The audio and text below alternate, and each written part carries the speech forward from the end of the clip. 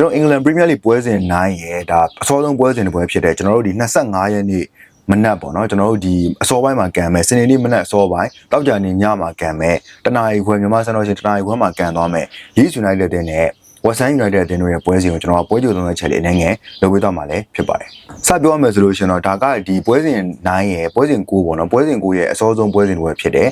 True ကြပဲတောက်ကြနေညပေါ့ညတကောင်စနေနေ့မနက်အစောမှာကလေးကကန်မဲ့ပွဲစဉ်ပေါ့နော်ကန်မှာတော့ Leeds United တင်ရဲ့အိမ်ကွင်းဖြစ်တဲ့ Ellen Road မှာကန်မှာလည်းဖြစ်တယ်ဒီပွဲစဉ်က Leeds United အသင်းအတွက်လည်းတော်တော်လေးကိုညှို့လင်းချက်ကြီးမမနဲ့ထားပြီးတော့ကန်မဲ့ပွဲစဉ်ပေါ့နော်လက်ရှိအမှတ်ပေးစရာကိုကြည့်မယ်ဆိုလို့ရှိရင် Leeds United ကအမှတ်ပေးစရာအဆင့်16နေရာမှာရှိပြီးတော့တစ်ဖက်ကကန်မဲ့ West Ham United ကအမှတ်ပေးစရာအဆင့်19နေရာမှာရှိတာဖြစ်တဲ့အတွက်တန်းစင်းစုံတိုက်ပွဲဖြစ်မဲ့ပွဲစဉ်တစ်ပွဲပေါ့နော်ဒီပွဲစဉ်ကတော်တော်လေးကိုကြီးကောင်းမဲ့ပွဲစဉ်ဒါပေမဲ့ကျွန်တော်စိတ်ထဲမှာတိတ်သဘောမကျတာပါလဲဆိုရင် Leeds United ကပရီးမီးယားလိမှာလာကန်နေတယ်ဆိုတဲ့ခံစားချက်မျိုးတိတ်မခံစားရဘဲနဲ့ချန်ပီယံရှစ်မှာကန်နေတဲ့အသင်းသင်းရဲ့ပုံစံမျိုးပဲပေါက်နေသေးရပေါ့နော်အဲ့ဥစ္စာတခုတော်တော်လေးတော့အဆင်မပြေဘူးလို့ပြောလို့ရတယ်တစ်ဖက်က West Ham United ကပို့ပြီးတော့ဆိုတယ်ဒီဟာဒီမှာနီးပြအပြောင်းလဲတွေကြားမှာတော်တော်လေးကိုတိုင်ပတ်သွားတယ်လို့ပြောလို့ရတာပေါ့နော်ဒီဟာဒီသူတို့ရဲ့အမြင့်ဆုံးညှော်လင်းချက်ကတော့ကျွန်တော်ထင်တာကတော့တန်းမစင်းရဖို့ပဲဗျာတန်းမစင်းရဖို့ပဲလိုတယ်လို့ကျွန်တော်တို့ထင်တယ် West Ham United ဒီဟာဒီမှာတော်တော်လေးဖောင်ပြက်ပြီးတော့အခြေအနေဆိုးနေတယ်အဓိကစားရတာတော့နီးပြ Graham Potter ကနေစတာပေါ့နော် Graham Potter မှာတောက်လျှောက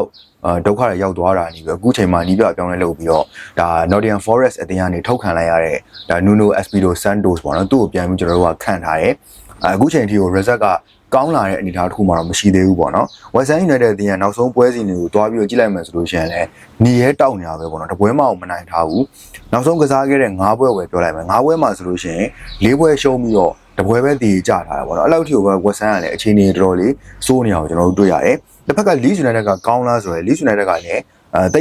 းတိတ်မထူးပါဘူးနောက်ဆုံး9ပွဲကိုကြည့်မယ်ဆိုလို့ရှိရင်တပွဲနိုင်တပွဲတည်3ပွဲရှုံးပေါ့နော်သူတို့ကလည်းတိတ်ပြီးတော့ကွာလာတဲ့ ဖောင်နေထားတခုမှမရှိဘူးပေါ့နော်အဲကြောင့်မလို့ဒီပွဲစဉ်ကတန်းစင်းစုံတိုက်ပွဲဖြစ်တဲ့ကြောင့်အမှတ်1မှတ်ရဖို့အမှတ်3မှတ်ရဖို့ပဲအသေးအတန်ကြိုးစားမဲ့ပွဲဖြစ်တယ်လို့ကျွန်တော်ကတော့ထင်တယ်ဆိုတော့တို့နှစ်သင်းရဲ့ head to head လေးကိုကျွန်တော်တို့တစ်ချက်ကြည့်ကြည့်အောင် head to head ကတော့ကျွန်တော်တို့ဒီနောက်ဆုံး3ညကိုပဲကျွန်တော်တို့ကြည့်လိုက်မှာပေါ့နော်ဆိုတော့ကျွန်တော်လုပ်ပေးနေကြပုံစံတိုင်းပဲ Leeds United သင်းရဲ့အိမ်ကွင်းမှာစုံခဲ့တဲ့ head to head 3ညကိုပဲအရင်ပြောလိုက်မှာပေါ့နော်2023မှာတော့သူက Leeds United ကဂျားမှာတန်းဆင်းသွားတာဆိုတော့နှစ်ကတော့နည်းနည်းတော့ဝေးသွားတာပေါ့နော်2023 Leeds United တဲ့အိမ်ကွင်းမှာတော့တူတူတည်ကြခဲ့တယ်ပေါ့နော်အမှန်တိုင်းကတော့ဆိုလို့ရှိရင်နှစ်ကထပ်ပြီးတော့ဝေးသွားတယ်2021မှာဆိုလို့ရှိရင်တော့ West Ham United က Leeds United တဲ့အိမ်ကွင်းမှာ 2-1 နဲ့လာပြီးတော့နိုင်ထားတာလည်းရှိရပေါ့နော်အဲ့ဒီကိုကြည့်မယ်ဆိုလို့ရှိရင်တော့ West Ham United ကနည်းနည်းလေးတာနေတာကိုကျွန်တော်တို့သတိထားမိတယ်လက်ရှိကျွန်တော်ကပြောသွားသလိုမျိုး Leeds United တင်ရဲ့နောက်ဆုံး3ပွဲ result ကိုတစ်ချက်ပြောကြည့်အောင်ဘုံမောက်တင်ကိုတူတူတည်ကြတယ်Tottenham Hotspur တင်ကို 2-1 နဲ့ရှုံးတယ်ဘန်လီကို 2-0 နဲ့ရှုံးတယ်ဆိုတော့ဒီပွဲစဉ်ကိုကြည့်မယ်ဆိုလို့ရှိရင်တော့ Leeds United တင်ကတပွဲတည်ကြပြီးတော့2ပွဲရှုံးထားတာနောက်ဆုံးပွဲစဉ်မှာသတိထားမိတယ်အိမ်ကွင်းမှာကစားတဲ့2ပွဲမှာဆိုလို့ရှိရင်လည်းတပွဲတည်တပွဲရှုံးပေါ့နော်အဲ့လိုပုံစံမျိုးဖြစ်တဲ့တော့ကြောင့် Leeds United တင်ရဲ့အိမ်ကွင်းကလည်းအရန်ကြီးအားကောင်းလာခြင်းရတော့မဟုတ်ဘူးပေါ့နော်တစ်ဖက်ကကျွန်တော် West Ham United ရဲ့နောက်ဆုံး3ပွဲကိုကြည့်မယ်ဆိုလို့ရှိရင်တော့ Everton 1-1 တည်ကြတယ် Arsenal ကို 2-0 နဲ့ရှုံးတယ်ပြီးတော့ Brentford ကို 2-0 နဲ့ထပ်ပြီးတော့